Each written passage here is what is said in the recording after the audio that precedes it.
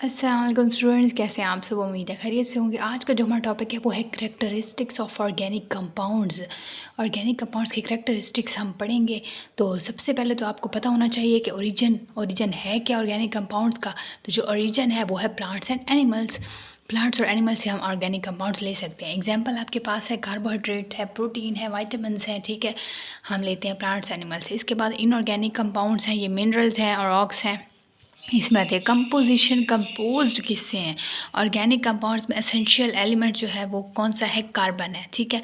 लेकिन बाद में बाकी भी तो हैं ऑर्गेनिक कंपाउंड्स में, ऑक्सीजन आ गया, हाइड्रोजन आ गया, नाइट्रोजन हो गया, हेलोजन्स हो गए, सल्फर हो गया, एट्सेट्रा। इनऑर्गेनिक कंपाउंड्स जितने भी एलिमेंट्स हैं पीरियोडिक टेबल में, ठीक है, वो आते हैं किस में, इनऑर्गेनिक कंपाउंड्स के अंदर। कोवलेंट लिंकेज की बात आ गई। बॉन्डिंग किस टाइप की होती है, तो ऑर्गेनिक कंपाउंड्स में कोवलेंट बॉन्डिंग होती है, मतलब इनके नेचर जो है मॉलिक्यूलर नेचर है, ठीक है। कोवलेंट बॉन्डिंग प्रेजेंट है ऑर्गेनिक कंपाउंड्स के अंदर। इनऑर्गेनिक कंपाउंड्स मोस्टली आयनिक होते हैं, आयंस बनते हैं, सॉल्ट्स होते हैं, ठीक है। तो ये आयनिक बॉन्ड फॉर्म करते हैं, मोस्टली आयनिक होते हैं इनऑर्गेनिक कंपाउंड्स। इनकी सॉल्युबिलिटी की बात करें तो ऑर्गेनिक कंपाउंड्स में तो कोवलेंट बॉन्डिंग होती है, तो ये तो नॉन पोलर है ऑर्गेनिक कंपाउंड्स, ठीक है। तो इनके ऑर्गेनिक सॉल्वेंट्स अल्कोहल, ईथर हैं, ठीक है। ये इनके अंदर जो है नॉन पोलर हैं, तो ये इनके अंदर ही सॉल्युबल होंगे, ठीक है। आपने एक टर्म पढ़ी होगी लाइक डिसॉल्व लाइक, ठीक है। तो ये पोलर कुछ होते हैं कुछ, लेकिन मोस्टली नॉन पोलर होते हैं। तो ये नॉन पोलर अपने नॉन पोलर सॉल्वेंट के अंदर ही डिसॉल्व होते हैं, जैसे कि अल्कोहल है, ईथर है। इनऑर्गेनिक कंपाउंड्स पोलर होते हैं, ठीक है, जैसे वाटर है, इनके अंदर आयनिक बॉन्डिंग होती है, ये हाईली पोलर होते हैं, जल्दी से डिसोसिएट हो जाते हैं इनटू आयंस में, जल्दी से डिज़ोल्व हो जाते हैं पानी के अंदर। जब भी हम डिज़ोल्व करें तो ये आयंस में टूट जाते हैं, तो ये हाईली पोलर हैं इनऑर्गेनिक कंपाउंड्स। इलेक्ट्रिकल कंडक्टिविटी की बात करें तो ऑर्गेनिक कंपाउंड्स पुअर कंडक्टर हैं, इसी वजह से कि इसके अंदर कोवलेंट बॉन्डिंग होती है। और इनऑर्गेनिक कंपाउंड्स जो हैं गुड कंडक्टर ऑफ हैं, क्योंकि इनके अंदर आयनिक बॉन्डिंग होती है। एक्वस सोल्यूशन के अंदर जब इसको डाला जाता है किसी कंपाउंड को, तो वो क्या हो जाता है, जल्दी से टूट जाते हैं। कौन से, इनऑर्गेनिक, ठीक है। तो वो आइंस में टूट जाते हैं। तो ये जो मैं कह रही हूँ कि पुअर कंडक्टर हैं, किस वजह से, क्योंकि ये स्ट्रॉन्ग है इनकी कोवलेंट बॉन्डिंग, तो ये टूट नहीं सकते।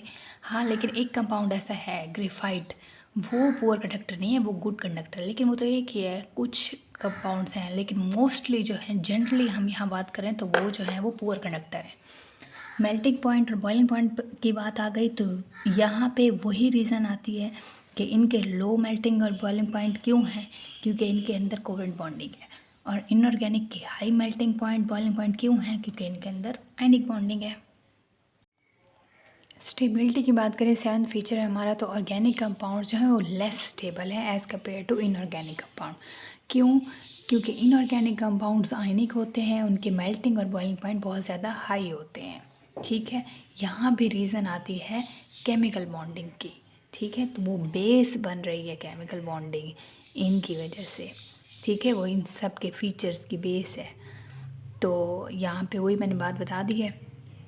यहाँ पे नेक्स्ट है कंबस्टिबिलिटी। कंबस्टिबिलिटी क्या है कि capability to burn in air, सलाहियत बर्न होने की, जलने की, किस में, एयर में। ऑर्गेनिक कंपाउंड जो है वो बहुत ज़्यादा कंबस्टिबल है, क्यों, क्योंकि हाई परसेंटेज ऑफ कार्बन है उसके अंदर। पेपर आ गया, सुई गैस आ गई, पेट्रोल हो गई, इनके अंदर कार्बन की बहुत कंटेंट बहुत ज़्यादा है इनके अंदर, ठीक है। तो इसलिए ये हाईली कंबस्टिबल है। लेकिन इनऑर्गेनिक कंपाउंड्स के अंदर तो इतनी बहुत ही कम होती है कार्बन, तो वो इतने नहीं होते, ये हैं असल में।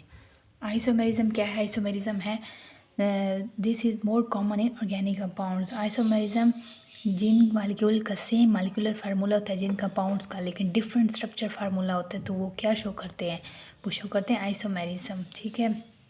तो ये कॉमन किस में होता है, ये ऑर्गेनिक कंपाउंड्स में होता है, और बहुत ही कम इनऑर्गेनिक कंपाउंड्स में होता है। आइसोमेरिज्म का रिलेशन है कोवलेंट बॉन्डिंग के साथ, ठीक है। तो इसलिए जो है ये मोस्टली ऑर्गेनिक कंपाउंड्स के अंदर होता है ये आइसोमेरिज्म।